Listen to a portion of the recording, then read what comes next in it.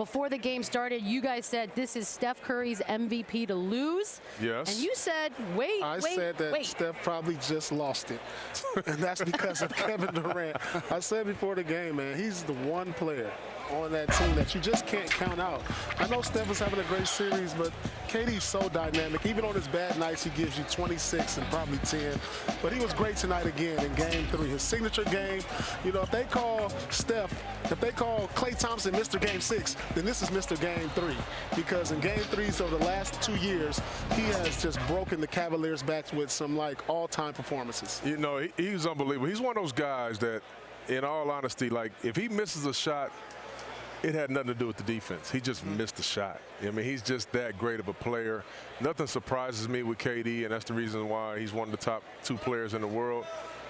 I mean, he must really like that left wing. Yes. I mean, he feels comfortable. This is like his home gym when he gets right there. But he was sensational tonight. KD will never be accused of discrimination because he was an equal opportunity employer. Fair enough. Like, regardless of who was in front of him, as Paul alluded to, he became what we saw over multiple years of his career, a professional scorer. He gets to his spots. He plays with a certain pace. He never rushes. He can do it his back to the basket. He can do it facing. He can do it from 3.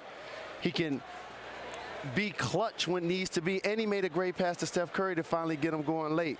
They just have too many weapons for these Cleveland Cavaliers. Unfortunately for their fans, today was the wake, Friday's the funeral.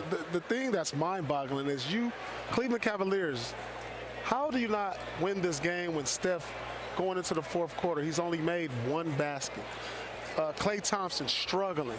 That just shows you how great Kevin Durant was tonight, keeping the team within striking distance pretty much all night long. If you remember back in the 1st quarter when Cleveland was up 10, KD hits a couple baskets, pushes it to 6. Same thing in the 2nd quarter. Steph is struggling. Klay is struggling. You know, there's an argument like, I mean, if you got to have a Mr. October, then this guy's the Mr. June now. I mean, because he's been the best player in June the last 2 yeyears. Chauncey, I want to get to you because LeBron did have a triple-double, but for some reason something was off. You know, I just didn't. I thought he was too passive in the 4th quarter. I really did. I mean, they're running the pick and roll, him and Kevin Love. He keeps throwing it to Kevin Love as opposed to him attacking the basket. Throwing it to Tristan. Yeah, he had a triple-double, 33, but you expect more out of him. I mean, there's the one big play that he threw it to Kevin Love, and he's isolating on Iggy. Iggy makes a big steal, you know, while being down 1. And it was a huge play. He's selling for these 3-point shots. Something was different about LeBron in that 4th quarter, in my opinion. Here's what's missing in today's game, and I saw it tonight in LeBron James. When somebody from the other team is going, at some point you got to be like, I got him. Right. And they were switching way too easy the actions, and I would have loved to see him and KD go mano a mano because KD was terrific. Well, you have at least one more chance.